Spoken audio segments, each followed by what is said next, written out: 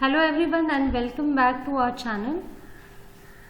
So in today's video we shall continue with the topic acute, subacute and chronic toxicity studies. So in the earlier parts of this particular chapter we have seen the need of the toxicity studies, what are the different types of tests which are actually carried out, routes of administration of the chemical under study. Also we have started with the in vivo tests which are supposed to be carried out. So under that we have finished the acute toxicity studies. So in this particular video we shall cover the subacute and the chronic toxicity study. So we will see what are those different types of tests, what are the different requirements and how exactly these tests are carried out. Okay, to start with the second type of toxicity testing, that is subacute toxicity test. Okay, so as the name implies, these are something which are carried out over a little bit expanded period. Okay, under acute toxicity testing we have seen that generally the observations are made over a very short period of time, right? Okay, say for example in most of the cases it is 24 hours. Okay, prolonged observations are not done. Okay, usually in certain cases it might be required to observe the animals for a little bit longer period, maybe 15 days or 20 days, but not beyond that. Okay, so it is required only for specific tests, not for all. Generally all the acute tests are carried out over a short period of time.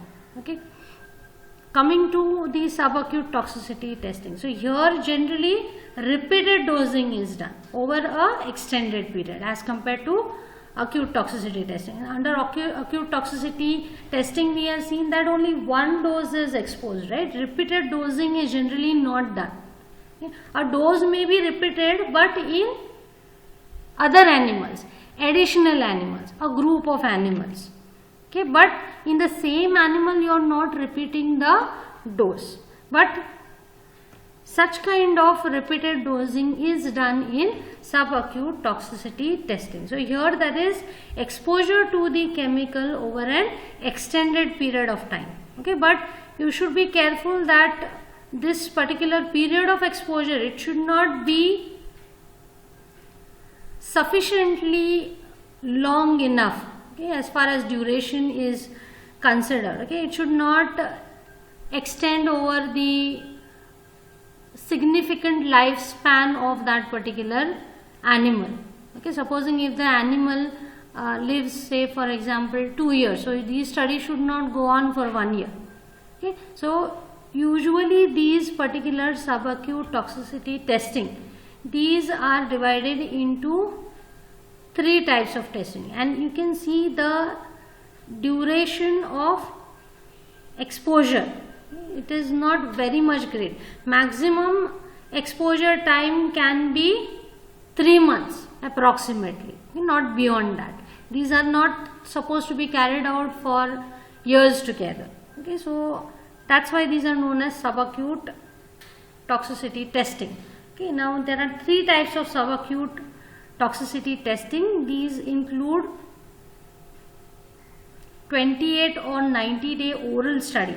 Now depending upon the route of exposure, these are of 3 types. Okay, so the first one is obviously where the exposure is by oral route.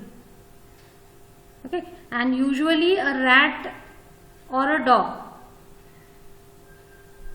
is utilized. Okay, usually in subacute testing actually both the species are supposed to be used, a rodent and a non-rodent. Okay, so usually these are the commonly used species as far as rodent and non-rodent is considered. Okay, then the second type of subacute toxicity testing is the 21 to 28 day dermal application study. So as the name implies, here you are applying the chemical to the skin of the animal. And the third one is a 28 to 90 day inhalation study. So here the route of exposure will be through inhalation.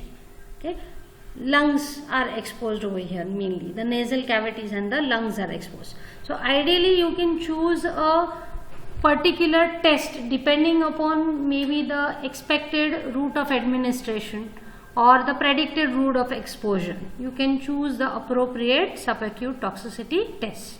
Okay, now what is the type of information which you can obtain from these particular types of tests? Okay, subacute testing. These provide information on all the type of chronic toxicity.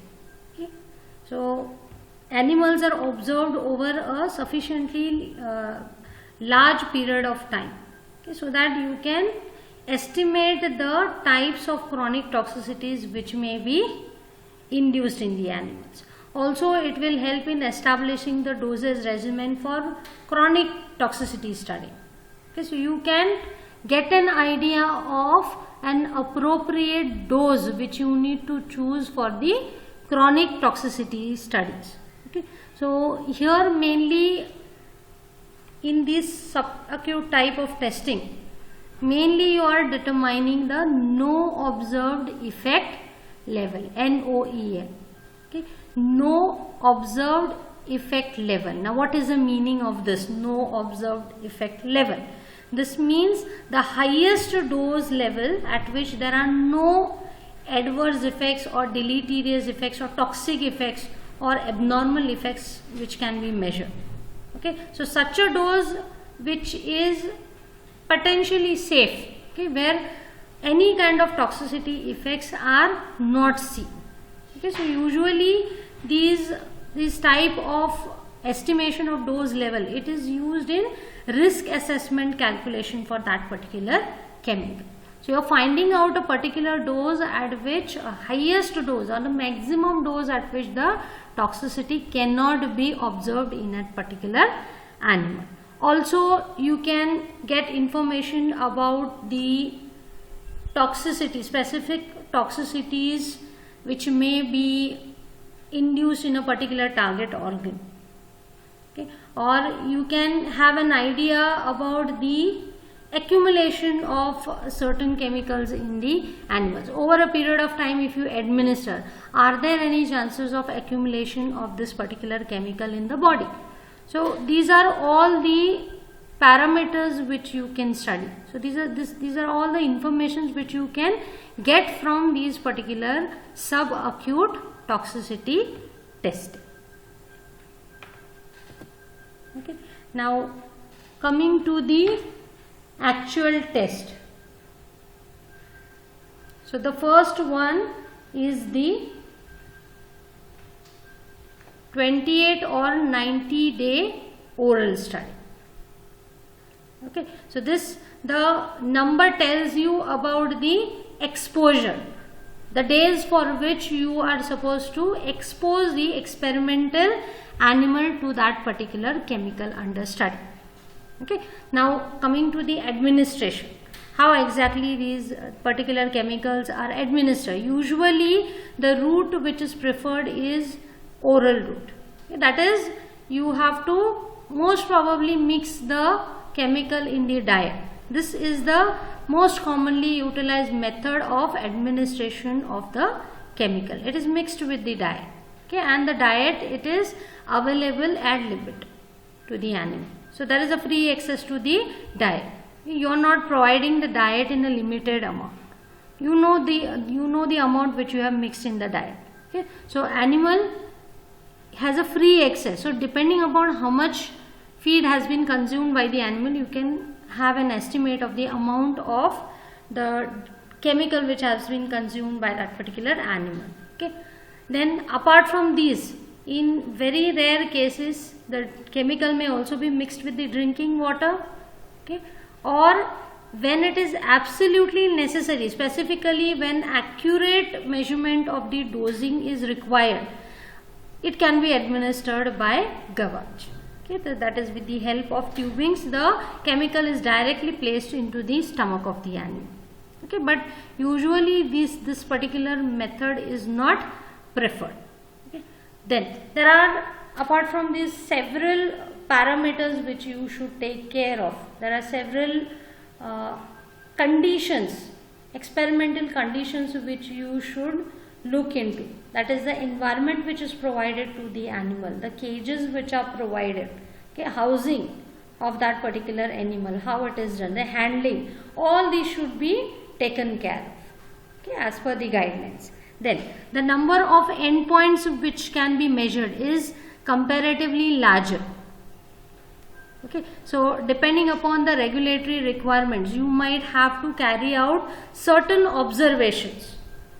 Okay, these are called as the endpoints. So a number of parameters are measured over here. Okay, so there is a lot of record keeping and data analysis which is involved in this particular study. We will come to it, exactly what are those parameters which we have to study over here.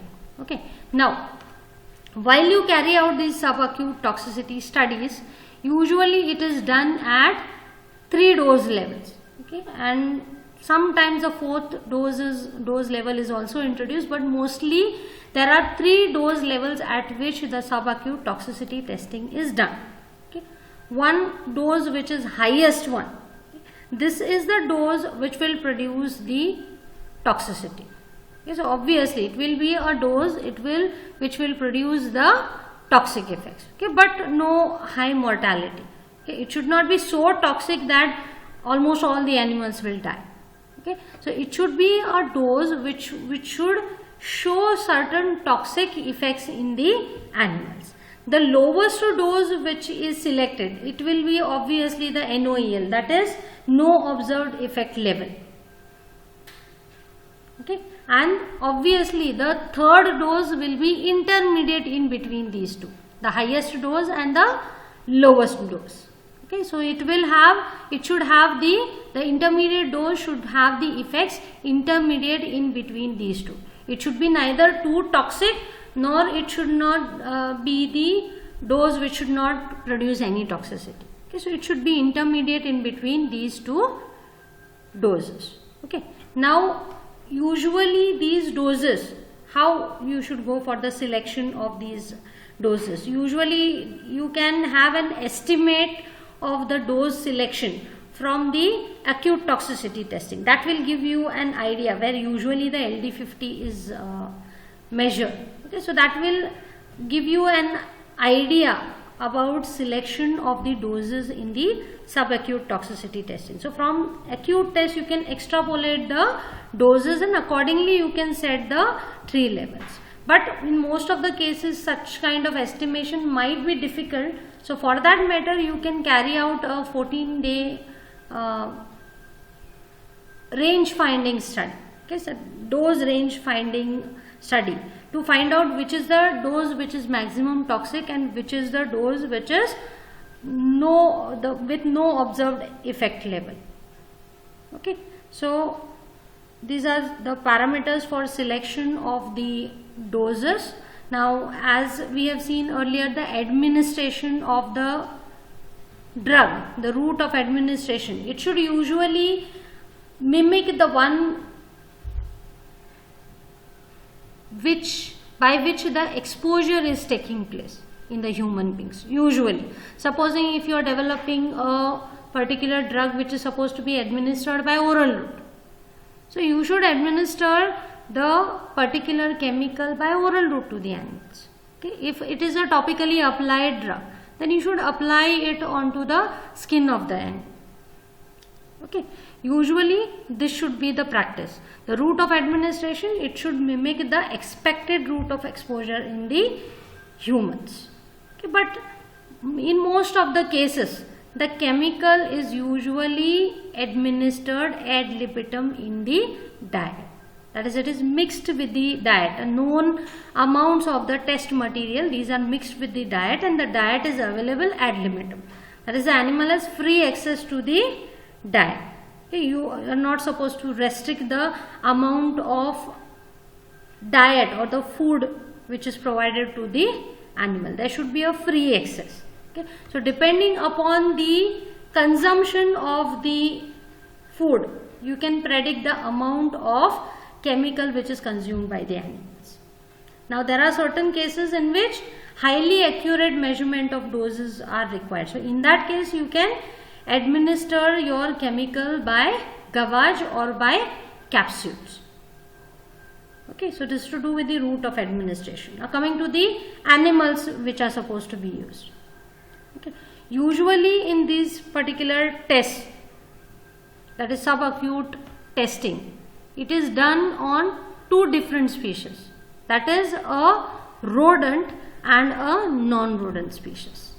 Okay, so as far as rodent species is considered, okay, usually rats are preferred for this. 10 to 20 males are required and 10 to 20 females are required at each dose level. You are choosing 3 different doses, right? High, low and the intermediate one. So for each dose level there should be 10 to 20 males and 10 to 20 females. Apart from this, there should be a non-rodent species in which you should test your chemical. So as far as larger species are considered, preferably dogs are used for this particular purpose. 4 to 8 animals of each sex are required to be tested at each dose level. Okay, so this is the requirement: 4 to 8 males, 4 to 8 females of larger species at highest, intermediate and lower dose. So at each level you will require 4 to 8 males and 4 to 8 females. Then coming to the results, okay, how and what are the observations which you are supposed to look up.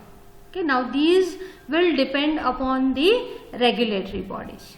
Okay, so it will be different depending upon the different regulatory authorities, but usually these are basically similar, almost similar for all the regulatory agencies. Again, it will depend upon the type of chemical which you are testing, the stringency which is required, okay, as far as safety is concerned. That will again depend upon the possible use of that particular chemical.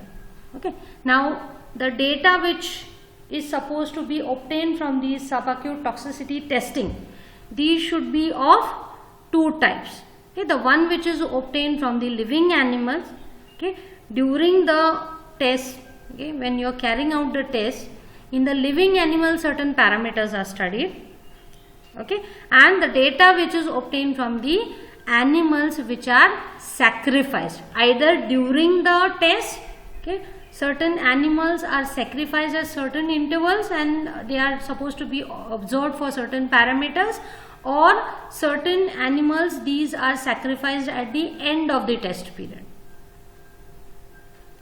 Okay, so these are the two types of data which are required as the endpoints over here. Okay, certain data is obtained from the living animal and certain data is obtained from the sacrificed animals. Okay, those animals which are sacrificed, proper autopsies should be performed on these. Okay, either which are found dead during the test, okay, they might die during the toxicity testing, okay, or which are morbid. Okay, such animals also you should carry out the autopsies. Okay, now coming to what are the different types of parameters which you should look out for. Now in life data, that is the data which is supposed to be obtained from the living animals. What is the type of data which you are supposed to look out for or record? First one is the appearance. Okay, firstly, whether mortality is taking place, whether the animal dies during the testing, or morbidity, whether there is some kind of disease which is or disorder which is introduced in that particular animal during toxicity study. These are supposed to be observed. Okay, also you are supposed to observe the condition of the skin of the animal, fur, whether any changes are taking place, mucous membranes, orifices, all should be examined at least daily, okay, for any kind of presence of palpable masses or external lesions. These also should be noted down. Okay, then the next parameter is observation of the eyes for any kind of damage to the cornea or the retina. So usually this is carried out at the beginning of the test and at the end of the study. Okay. Next parameter is food consumption. How much of food is being consumed by the animal? Whether there are any changes in the food consumption. Okay, so this should be noted down weekly. And the body weight of the animals also should be noted weekly. Whether the animals is showing any behavioral abnormalities, whether there are any changes in the behavior of the animal. These are also should be noted down. The respiratory rate is also supposed to be recorded. And for larger animals, ECG as well as EEG are supposed to be recorded. That is electrocardiogram and electroencephalogram, to look out for any changes in the functioning of the heart and the brain respectively. Okay, whether any changes are taking place, whether they are functioning normally or whether your toxicity study is having any effect on these vital organs. Next parameter is the hematology. Okay, so usually these assessments are supposed to be carried out prior to the administration of the chemical. These kind of assessments are known as pre-test. Before carrying out the test, you are assessing certain parameters in the blood, and prior to the termination of your test, just before you end up with your toxicity, subacute toxicity testing, you need to again repeat these kind of hematological studies. Now, what are those different parameters which are studied under hematology? Hemoglobin levels is supposed to be checked, hematocrit, RBC level, WBC level, the differential counts of the WBC, the platelets, the clotting parameters, all these are supposed to be assessed by drawing the blood from the animal. Okay. Apart from this, blood chemistry is also tested. Again, this is supposed to be done pre-test, that is before the administration of the chemical and prior to termination of the test. Okay. Now, under blood chemistry, parameters like electrolytes or electrolyte balance, acid-base balance, glucose levels, urea nitrogen levels, serum lipids, serum proteins, albumin to globulin ratios, okay, whether they are normal or whether there is any abnormal levels. Then there are certain levels of enzymes in the blood which will indicate the organ damage, such as serum transaminases or phosphatases. Okay. Apart from these, you can also have certain analytical tests to carry out the or assess the levels of toxicant and their metabolites in the blood, as may be the case. Okay. So, how much amount of toxicant is present in the blood circulation, or what is the level of metabolites which are present in the blood of that particular animal. These might also be carried out. Then the next parameter is the urine analysis. So, these again are supposed to be carried out pre-test, that is before administration of the chemical and prior to the termination of the test. Okay. Now, what are those different parameters which are supposed to be carried out in the urine analysis? Microscopic appearance, that is sediment, cells, stones, etc. pH of the urine, specific gravity, chemical analysis for reducing sugars, presence of sugars, proteins, ketones and bilirubin, all these must be measured. Apart from that, the levels of toxicant as well as its metabolite should also be estimated. Okay, so how much of the amount of toxicant is getting excreted through urine, or what are the levels of metabolites in the urine. Then the next parameter is the fecal analysis. The feces are also analyzed for presence of occult blood, fluid content and the levels of toxicant and the metabolites in the feces, as may be the case. So, these are all the parameters which are studied in the living animal. Now, there are certain tests which are carried out at the end of the studies. Okay. Of course, in the in-life data also we have seen that there are certain parameters which are supposed to be carried out just prior to termination of your test. Okay. But likewise, there are certain additional termination tests which are supposed to be done at the end of the study. Now, these usually focus mainly at the observation of specific types of lesions. Okay. So, here you should have a watch on the vital organs of the animals for presence of any kind of lesions. Okay, so if lesions are found, you should observe the next lowest dose group. Okay, this is also examined for lesions. So this should continue till you get no effect group. Okay, you need to find which is that group in which there is no presence of lesions. Okay, such kind of group. So this will indicate that your drug is quite safe enough. If there are lesions, this indicates that your drug or your chemical, it causes the organ damage. Okay, now what are these types of termination tests? Usually there are two types of termination tests. One is in necropsy, the second one is the histology. Now let us see what is necropsy.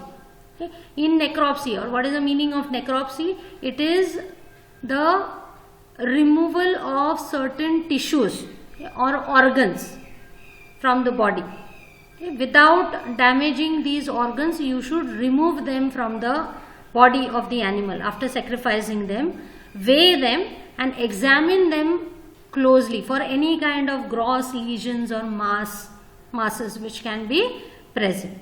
Okay, so once you have done with the gross appearance of that particular organ or tissue, these tissues are fixed in formalin for further histological examination. So next type of test which is done over here is histology or histopathology as it is known as. Okay, so these tissues, okay, which are preserved, so these are embedded, sectioned and stained for light microscopy, and usually the stain which is utilized, it is hematoxylin and eosin. HE staining you must have heard of.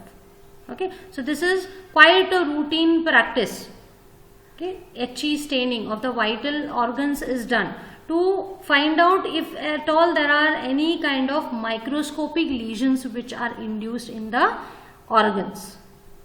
Okay. Apart from this, even electron microscopy may also utilize for more specific examination of the lesions and the cellular changes if you want to observe. So you can utilize the electron microscopy also.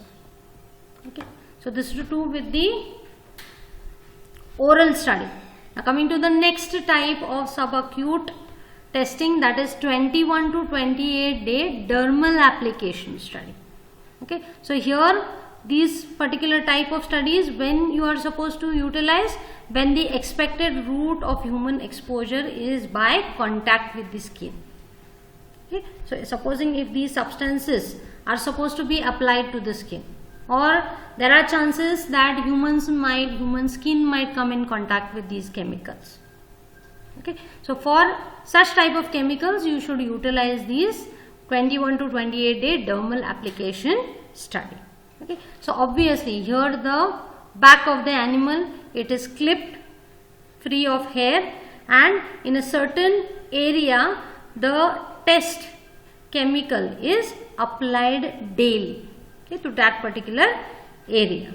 Okay. Now usually the particular chemical may be applied directly, or it might be diluted in certain vehicles. Now supposing if vehicles are being utilized, you have to have control groups also, in which you should apply only the vehicle to check whether your vehicle is inducing any kind of dermal reactions or no, because usually certain types of solvents are also capable of inducing drying or irritation. Certain may even markedly affect the rate of penetration of certain test chemicals. So you should observe for the control groups. Okay. Appropriate selection of the suitable solvent is very, very important. Okay. So mostly the types of solvents which are utilized are corn oil or methanol or carboxymethyl cellulose. So these are preferred to DMSO rather than using DMSO or acetone. These are the preferred solvents which are supposed to be used. Also, care should be taken that the test chemical should not be ingested. Okay, because you are applying this particular chemical to the back of the animal. And animals during grooming, okay, usually you all must have seen that the animals, they lick their body, right? So during grooming they might ingest the chemical. Okay, so to avoid this ingestion, accidental ingestion of the chemical, you are testing the drug for dermal actions. So it is not supposed to be ingested by the animals. So in that case, what you can do, use restraining collars. Okay, so these are put around the neck of the animal so that the animal cannot turn and lick the body. Or sometimes wrapping of that particular area where you have applied your chemical, you can wrap it with a tape so that it is not exposed or animal is not able to lick that particular area to consume the chemical which is applied over here. Okay.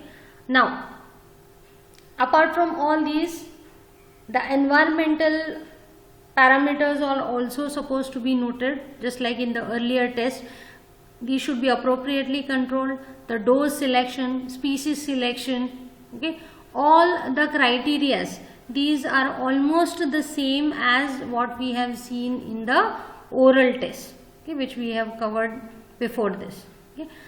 Endpoints which are noted over here, these are often less as compared to the oral test or the feeding test which we have seen just now. There are so many parameters we have seen, right? So many parameters are not required because here the drug is not ingested, right? What you should observe for is the skin. Okay, you should be more careful while observing the appearance of any kind of lesions on the skin. What are the local reactions which are being induced by that particular chemical at the point of application? Sometimes systemic absorption and systemic effects might also be produced, but this is very rare to occur. Usually you should be observing the local effects of this particular chemical. Then the third type of test is the 28 to 90 day inhalation study. Okay, so here, as the name implies, you are administering the chemical by inhalation through the lungs. So here the route of exposure, it is through the lungs. Okay, so usually the animals which are selected, selection of the animals again remain the same over here for this particular test also. So the animals, these are exposed for 6 to 8 hours each day. Every day 6 to 8 hours of exposure is given. So likewise, for 5 days in each week, you are supposed to expose the animal to the test substance in specific chambers, which we have already discussed in the earlier parts. Okay, so there are specialized chambers, right, wherein the aerosols are present. Okay, so to generation of the appropriate particle size. Okay, there are analyzers, there are specialized areas where the animals are kept.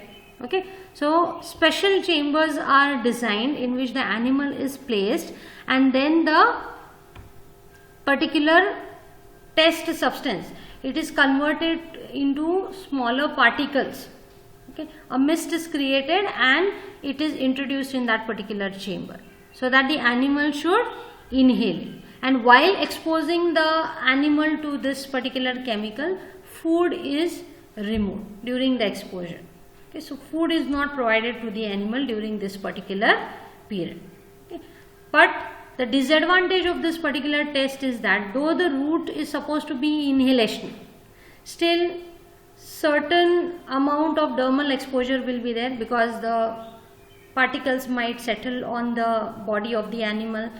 Partly it might be oral also, because while grooming the animals might lick that particular fur, and at that time the chemical might enter the GIT. So partly it can be oral exposure also. So you cannot rule out these particular exposures when you are carrying out this particular test. So this is the disadvantage of this particular test.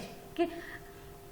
Otherwise, the environmental and biological parameters, these are same as those for the other subacute testing. So you need to maintain a controlled environment and the other parameters. Okay, even the endpoints which are supposed to be measured. These are usually done before, during and after the test period. Okay, and while observing the animal, you should pay more attention towards the effects which are produced on the tissues of the nasal cavity and the lungs. So these are mainly supposed to be tested, okay, because these are the areas of maximum exposure, right? So you should look out for presence of any kind of abnormality or lesions in the nasal cavity or in the lungs. These are supposed to be studied in detail. Okay. Now, apart from these, the particulate matter which you are creating, okay, the test material, it is converted into a particulate matter, right? So particle size is very important over here, okay, because you are administering the drug via inhalation route. So the size of the particle should be appropriately controlled so that it should be inhalable. Usually the particle size of 4 microns is the target, okay, it is inhalable. If you introduce the particle size of more than 4 microns, that is larger particles, obviously due to the size, larger size, they will get settled in the respiratory tract, and by ciliary action it might be removed out, okay, because this is our immune system, right, our body's natural immune system, okay, which decreases the exposure to the lungs. By ciliary action, any particles which are settled in the respiratory tract, these are removed out by the beating action of these cilia. Okay, so they will beat in the outward direction, and any particulate matter, it is removed out of the respiratory tract. Okay. Or subsequently these particles might also be swallowed. Okay, so oral exposure is also there, or these may be expelled by the sneezing or expectoration also sometimes. Okay, so estimation of the amount of exposure, it is quite critical in this particular method. Okay. Coming to the next type of toxicity testing, that is chronic toxicity testing. Okay, so as the name implies, chronic toxicity testing, these are the tests which are conducted over a significant part of the lifespan of that particular animal. Okay, under subacute we have seen that it is only for a appreciable long period. Okay, it should not include the significant lifespan of that particular animal. It should not continue for years together. Maximum is 3 months, right? That is not the case with chronic toxicity testing. So here the duration of study, it may be approximately 1 year or even more than that sometimes.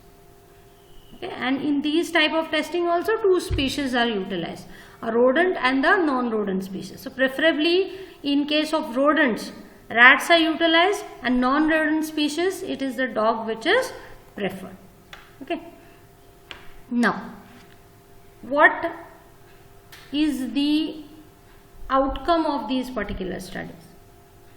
Okay. Why you carry out the chronic toxicity testing? Okay. So usually these are designed to discover a number of toxic effects of that particular chemical, and also it will help you in defining the safety margins. What are the safety margins as far as dosing is considered? Okay, and usually, as I have discussed earlier, 2 species are utilized over here. Okay, a rodent and a non-rodent. Okay, so when a rodent, preferably rat, is utilized, a rat or a mouse can also be utilized. Usually these tests will be carried out for 2 years or 1.5 to 2 years. Okay. In case of rats, it will go on for 2 years, and in case of mouse, if you are using, it will go round about for 1.5 to 2 years. So this is the duration of exposure of that chemical to the experimental animal. Okay, so usually on an average, a 1 year data is supposed to be collected during this particular studies. And the non-rodent species, preferably it is a dog which is utilized, sometimes non-human primate or even carnivores such as ferret is also utilized in certain cases. Okay. Now coming to the administration. Okay. Usually the route of administration should be oral, okay? Mainly by mixing it with the food, or sometimes it may be mixed with the drinking water, or in certain cases capsules also may be utilized, or by inhalation. Okay, so you need to choose the appropriate route of exposure depending upon maybe the predicted exposure to the human beings. Rarely gavage is also utilized if accurate dosing is required. Okay, so this is not preferred, actually this is the preferred method of administration. Okay, now coming to the dose which is selected. Okay, usually the maximum tolerated dose is utilized. Okay, again over here also there are 3 dose levels. Okay, one of it is the maximum tolerated dose. Okay, and the other 2 doses are lower than this particular dose. Now how to calculate these lower doses? These are multiplied by certain factors to reduce this particular dose. So this dose is reduced by a certain factor. Say for example 0.25. So if you multiply this dose by 0.25, whatever answer you get, that will be your second dose. And the third dose is calculated by multiplying the maximum tolerated dose by the factor 0.125. So this is the lowest dose which is selected, and usually this lowest dose, it is the no effect level. Okay, the one which we had seen earlier, no observed effect level. Okay, so usually the estimated dose you can extrapolate from the subacute studies. You can predict the dose which can be selected for the chronic toxicity testing. Then coming to the endpoints, what you are supposed to observe for. Okay, the observations or the parameters which are studied are also similar to that of those which we have seen under subacute toxicity testing. That is appearance, ophthalmology, that is observation of the eye, amount of food which is consumed, body weight, any clinical signs, behavioral alterations or behavioral changes, hematological study, blood chemistry, urinalysis, organ weights and pathology. Okay, both in life and termination tests are again carried out in the chronic toxicity testing also. Okay, and certain animals, these are also sacrificed at fixed intervals to observe the histological changes. At specific intervals, say after 6 months or 12 months or 18 months, the animals are sacrificed and they are observed for any kind of histological alterations. Okay, particularly you should observe for any kind of organ toxicity. Okay, if there are any changes which are occurring in the subacute testing, the same organs should be observed more critically. Okay, because you have an idea under subacute test which are the organs which might get affected by that particular chemical. So you should particularly pay attention towards such organs or such kind of tests.